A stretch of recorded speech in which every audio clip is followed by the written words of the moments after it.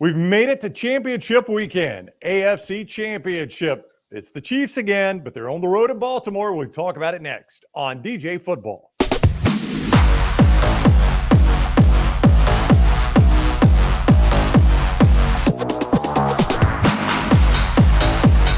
He is Daniel Jeremiah of the NFL Network. I'm Ryan Brown. This is DJ Football presented by MyBookie.ag. Code next round when you sign on at MyBookie.ag. Get that sign-on bonus. Bet anything, anytime, anywhere with MyBookie.ag. And a great bonus when you use code next round at sign-on. Time for the AFC Championship. It is the best weekend. I know the Super Bowl is next, but DJ, it's the best weekend of the football season. Championship Sunday is amazing. It is awesome. With so much on the line and such great matchups, especially here in the AFC, I think this is one that before the season started, maybe a bunch of folks could have predicted this, but man, it was a long, strange journey to get here. Yeah, the path getting here to, as you said, if I had told you back in August, Kansas City, Baltimore for the AFC, you would have said, yeah, I could see that.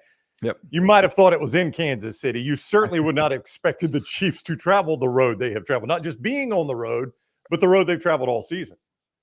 No question. And kind of changing the formula. I was talking about this the other day when asked about the Chiefs. And I said, the challenge for the AFC is that everybody always talks about constructing your roster, building your team to win your division first, and then your conference next, and then hopefully to win the whole thing. So if you have the Chiefs as your target and how they were constructed 3 years ago, and you build your roster to try and compete against that Chiefs team, well, you finally get your roster built up, and they're not anywhere close to that same type of team anymore. The way they play is completely different than the way they were playing 3 or 4 years ago. Even in a road win, though, and we saw Patrick Mahomes have to hit the road in the playoffs for the first time in his career. They go to Buffalo, an extremely difficult place to play against a team that is playing very, very well. They get the win. But even in that win, even in that remarkable win, DJ, some of the issues still showed up. I mean, you've still got Mecole Hardman fumbling the ball at the goal line through the end zone, which almost beat them. I mean, it's just that position has continued to plague them even in the run game now.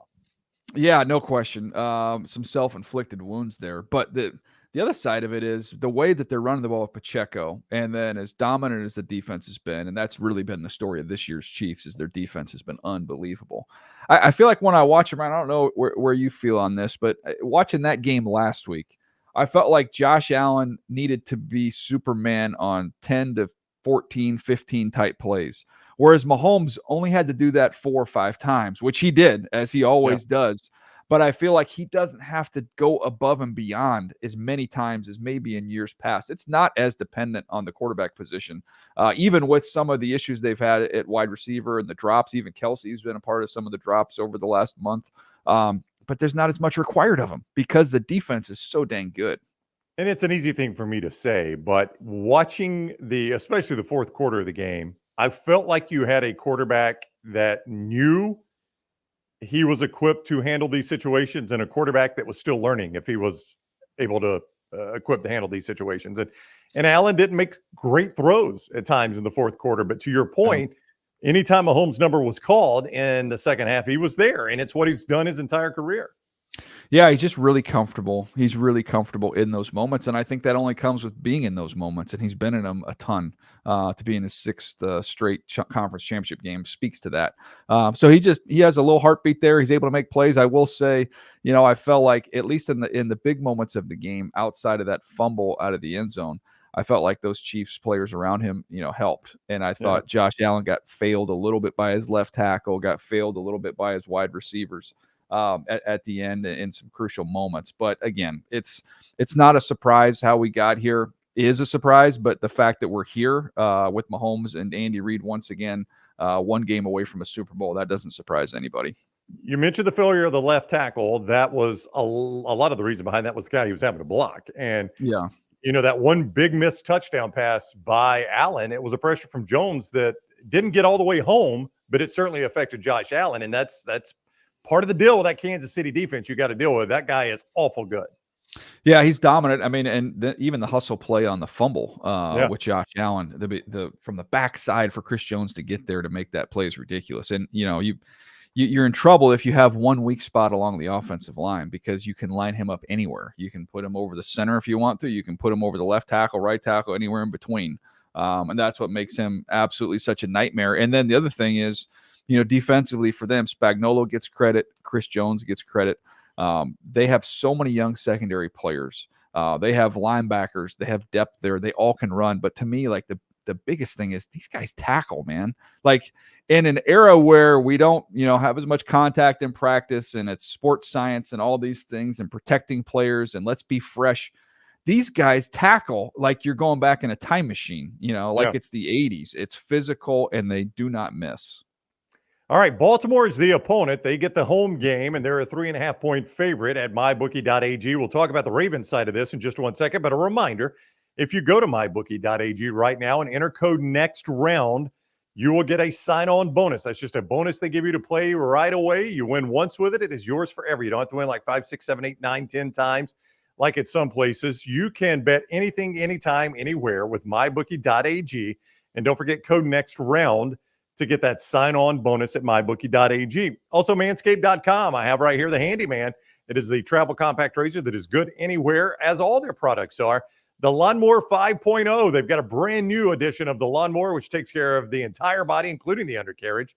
The Beard Hedger, the Weed Whacker, takes care of the nose hair and the ear hair. They got great male boxer shorts and male body products, and you can get all of that at manscaped.com. And because you watch DJ football, we're going to help you save. Code DJF20. Get you 20% off your initial order and free shipping. Code DJF20 at manscaped.com for 20% off your order and free shipping. All right, Baltimore, a home favorite in the early CBS game on Championship Sunday, 3.5 home favorite at mybookie.ag. First half, I was wondering against the Texans, DJ, if the old rest versus rust conversation was real. Second half, it wasn't. It was not real at all. They played a dominant second half.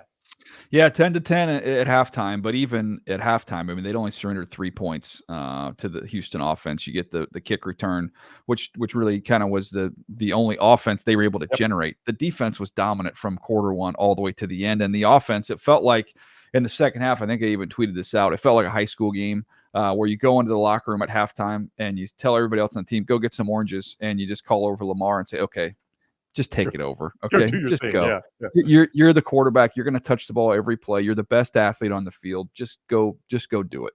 And that's what happened. They had no answer. Houston had no answer for Lamar Jackson. Anything they tried was wrong.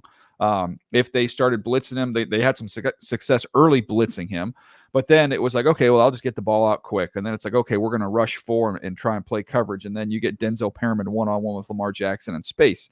So it's really kind of pick your poison of how you want to deal with them.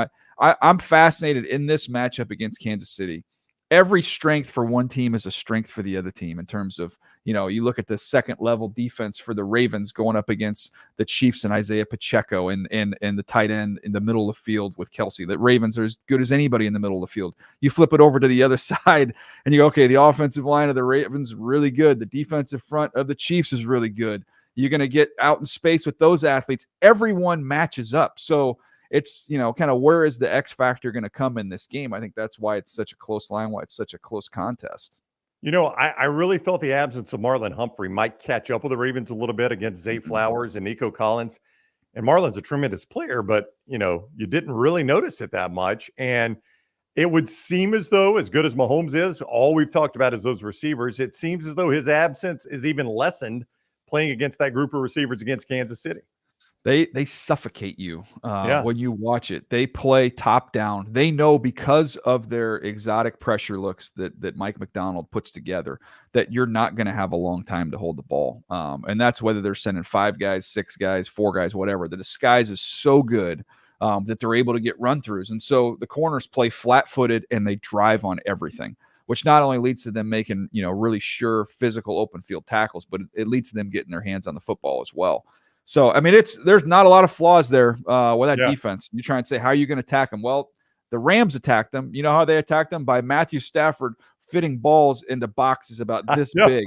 Ridiculous. Yeah. So the good thing, if you're Mahomes can do the Stafford thing. So he's going to have to be pinpoint and putting balls in tight windows, because I do not see there being much separation against this defense. I know Lamar Jackson says it's all outside noise. He does not pay attention to the discussion of his postseason record, but it had to feel good to get a little bit of that off your shoulders. He could take a huge step, though, in that by beating Kansas City as well. I mean, that's the team that still wears the crown in the AFC. Yeah, it's one thing, you get a win. I believe his other one was against Tennessee, I want to say, and then you get Right. this one against Houston. That's nice, and that looks, helps your record and all that. But this is a statement. There's a difference between winning a game and making a statement. You win this game against Patrick Mahomes, who is regarded as the best player, not only at your position, but in the entire league, and you win that duel. That changes everything about Lamar Jackson. And to be honest with you, this feels like, and I don't want to shortchange our NFC video that we're going to have out there for everybody to check out. This is the Super Bowl, Ryan. This feels like the Super Bowl. Whoever wins this game, I just think is a more complete team, and the difference of what the firepower they'll have offensively to go along with the defense. I just think whoever wins this one wins the whole thing. Okay, well, if you want to see who loses the Super Bowl, we also have a preview check out that video. Check out that video. Championship game, Detroit at San Francisco. That won't come back to bite me at all. No. Right? Yeah. You're on the record now. The same place you got this video at Disrupt the Media. Also, Brock Hewitt of Fox and Lance Taylor break down the games as well. So, boy, you could whet your appetite for Championship Sunday DJ football presented by MyBookie.ag. Code next round. MyBookie.ag. Code next round to get that sign-on bonus. And also Manscaped.com. Code DJF20 for that 20% discount and free shipping on your initial order. Please give us a thumbs up on this video. Subscribe to Disrupt the Media and set your alerts so you know when we drop content. He's Daniel Jeremiah of the NFL Network, and this is DJ Football.